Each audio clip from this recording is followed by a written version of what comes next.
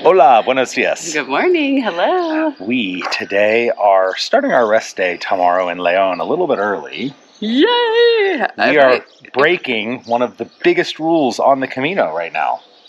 Oh, I know what it is. It is a big one. We're walking backwards on the Camino because the train station is at the beginning of town and we were staying at the end of the town. But on a Camino, are there really rules? Yeah, there are sure. rules. Don't be a jerk in the middle of the night. Don't wrestle with your stuff before 6 a.m. And never walk backwards. Never walk backwards.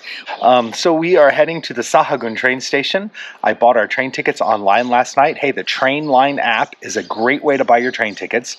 You can do it digitally and pay with your credit card, obviously, and then you have a digital ticket.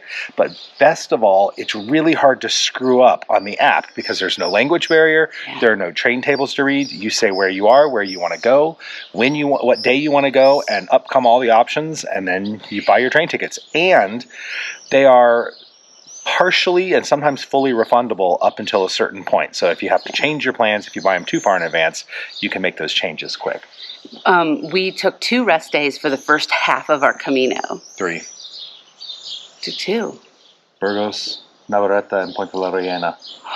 We took 3 for the first half of the Camino. For the second half of the Camino, this is all we got. This is it. We have 1 6-kilometer day where we're joining up and connecting with some friends, so I guess 1.5 days. So we're not taking as many rest days. You may see a taxi a time or two. You will see a taxi a time or two. Because the temperatures are going to hit 90.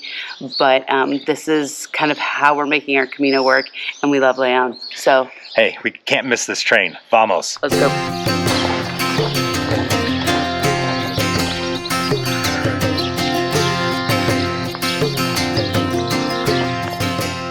Let's talk platforms. There's not much to talk about, but there are multiple platforms, and the biggest thing is that your ticket doesn't always say what platform you're on, so you need to check the screen. Make sure you know not just where you're going, but like the town. Atención, tren sin paradas, prohibido cruzar las vías. Manténganse alejados del borde del andén. Because then when they talk, they don't then say it in English unless you're in like a bigger city where there are definitely multiple languages. This is a village, it's too small, they're only going to say it in Spanish.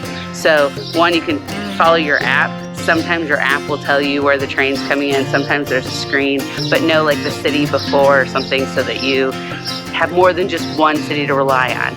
And then the platforms, you can't just walk over there. You have to go usually underneath. So you got to find how you get over to the other platforms. One more thing. If an announcement's made while you're waiting and all the people at your platform move to a different platform, you probably should too. Even though the announcements aren't made in multiple languages usually, you can listen for keywords like numbers and your destination. That might help because then you'll hear that they're saying that platform 1 has been moved to platform 3 or something like that.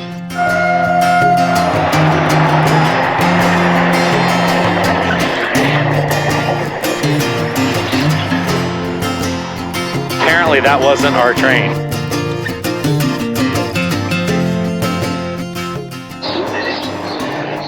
It's time for some reading material. I mean, if we are not going to walk the Camino, we should read what we're not walking.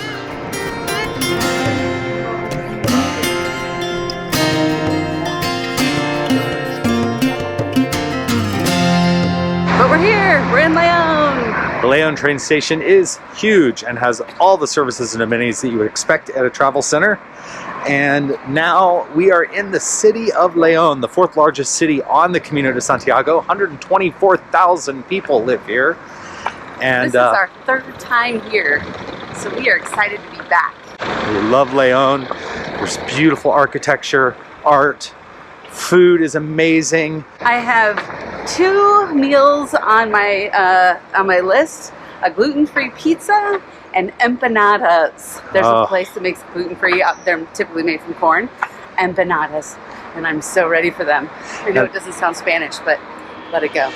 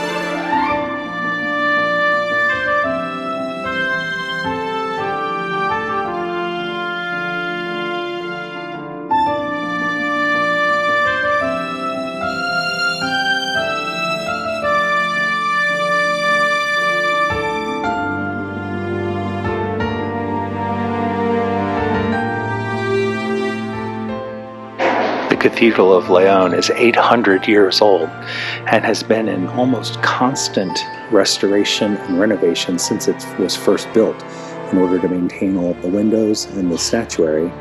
So many of the statues on the outside of the cathedral have been replaced over the years, and the originals have been brought here into the cloister where they're protected from the weather, and then replaced with recreations outside. The entrance into the cathedral is €7 per person. I believe there was not a discount for pilgrims.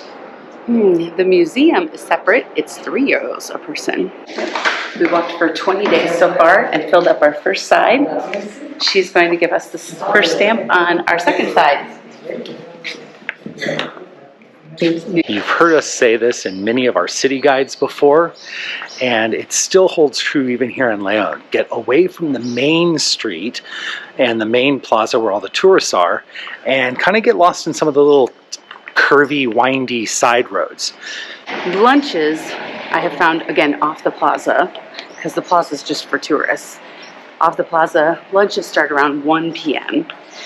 And then a lot of the restaurants open about 7, start serving dinner maybe 7:30 or 8. And between 2 and 4, it may be very difficult to find a sit-down place to eat. But the bars are almost always serving pinchos or tapas or raciones.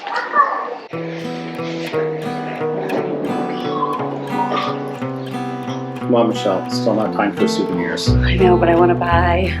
Another advantage of using the luggage service is I can buy a few little things. These are going to go in our bathroom back home. Hi, I'm Mike. I'm from Long Island, New York. And where are you? Where'd you start? Where are you walking to? I started in Pamplona, and I'm walking to Santiago. And why are you walking? Many reasons, I guess. Give us your top 2. Nature and spirituality. You had a big accomplishment recently. Yeah, I walked essentially a marathon one day. Which was awesome. Yeah. Confidence booster. Yeah. And what are you holding right now? My laundry and half of a book. And half of it. Why do you finished the first half and you just got rid of it? I finished the first 1,000 pages, ripped it out, and save? And why do you do that? save weight, save room. And we met up with you in a hiking store in León. What are you doing now? Buying a new backpack. Tell us why. Because the one I have doesn't fit, and it's time for comfort. It's awesome. Yeah. Is the Camino meeting, is it expectations versus reality? Which is different? Like, is it what you expected, or is it different? Not at all. It's, Not at all? It's lovely surprise. It's way more social and welcoming and harmonious than I thought it would be. That's awesome. All right, so we know Yeah. you're regretting your backpack. Is there something else you brought that you regret bringing, which you like you're ready to just get rid of it and send it home, or you've dropped it off already? I brought long underwear. Yeah. For June and July, that's so smart. So I'm sending it home. Yeah. Ciao. This is one of the first buildings we've come across so far on the Camino this year that is designed by the architect Gaudi.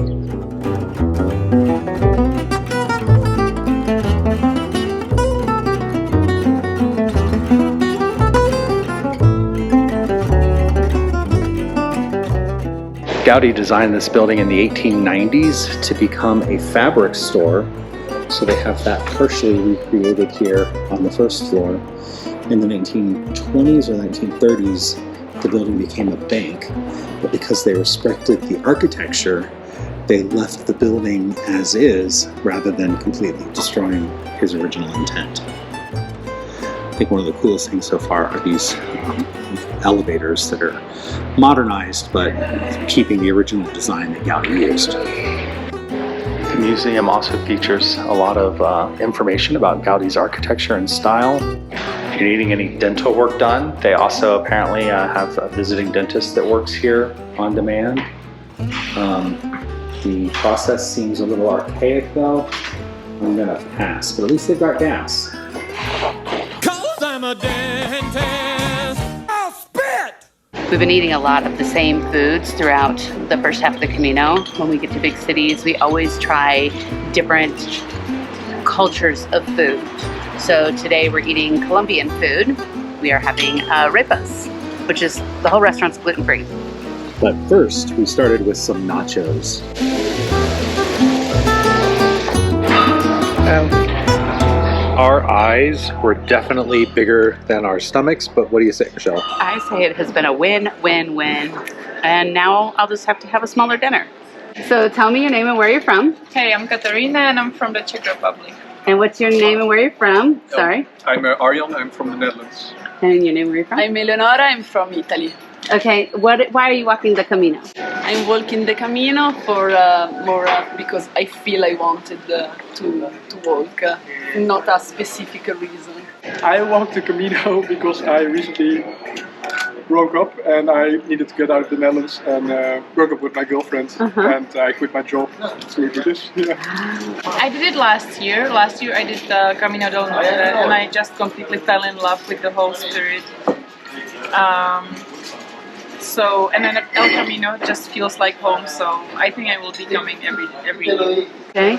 Anybody, is there one thing that you thought the Camino would be like that it's been totally different, like an expectation versus reality? I thought that it's just walking, hiking, like a tourist, like touristic experience, but it's much more spiritual. You really feel the support of all the pilgrims and all the people you meet, so it's just much better than I thought. Oh, I love that. I didn't have so much expectation, but maybe I'm really happy with like the group that we can form with other pilgrims and other people. Oh yeah. The condivision of thought, the share of our life and our thought. This is really good. That's awesome. Did you know each other before the Camino? No, and we are very close. How long I have feel you like been? we are really close. How long have you been walking together? Well, we met the meeting first up. day. Actually, we met the first day, and with Arjan, we met him the second day. So it's the third week. Yes, but we didn't walk together every day. But we were kind of in touch, stayed in touch, and we found each other like in some cities sometimes. Yeah. There was something you could tell one pilgrim who's thinking, I would walk the Camino, but I'm concerned. What's the one piece of advice you would tell somebody? Definitely do it. Do it. It's really beautiful. You get the support you usually don't get in everyday life, and you will never feel alone. You will never feel alone. It feels like home. It feels like you belong. That's the game changer or life changer. Probably difficult to stop. It's difficult to stop. I'm leaving in 3 days and I'm heartbroken. Oh no. Yeah. Buon cammino. Goede reis. Šťastnou cestu. Here at Hotel Spa Arva, we came up the elevator to the second floor, and once again, we are apparently on the second floor and a half.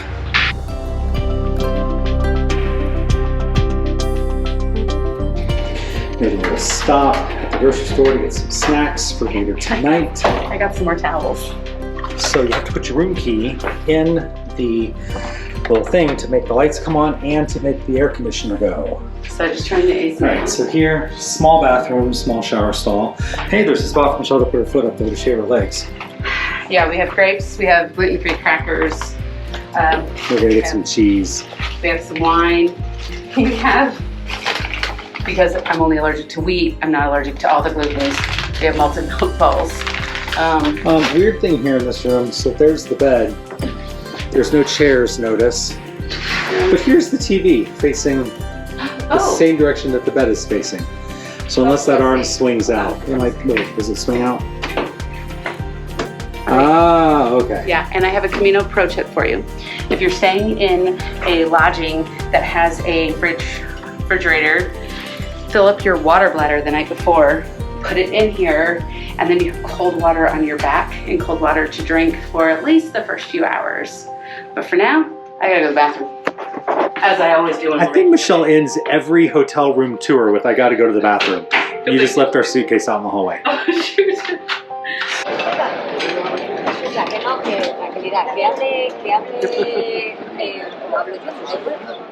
It's Michelle Coleman reporting to you from the plaza. San Isidora. I have nothing to report on because I have no idea really what's going on. The king is coming. Apparently he's speaking to Parliament. He interrupted our the police presence interrupted our lunch. I can say that for sure. We just got our hair done. Oh, look at that. I'm gonna wash that gray right out of my hair. Okay, someone else did it. 60 euros for both of us to get, I got a haircut. I got, not only did she color my roots, but she massaged my head to the point where I took a nap. It was the most wonderful. I think it was better than the massage I had this morning. It was so wonderful. And then she just did a blowout dryer on me. I don't know, I loved every second of it. And then I told her at the very end, I said, because no one in there spoke English, and I put in Google Translate, I said, this is the quietest I've ever been in a hair salon. From Hollywood, the entertainment capital of the world, it's the 1986 competition of Star Search. Now, here's a little story I'd like to tell about two bad brothers you know so well. It started way back in history with that fresh MC. Yeah, that's me, Rich C. I had a little horsey named Paul Revere, just me and my horsey and a pint of beer, riding across the land, kicking up sands and rapacios on my tail because I'm in demand. One lonely Pellegrino I be, all by myself without nobody. The sun is beating down on my big flat hat. My beer is getting hot, my beer is getting flat. Looking for a girl, I ran into this guy. His name was Lucas. I said, howdy. He said,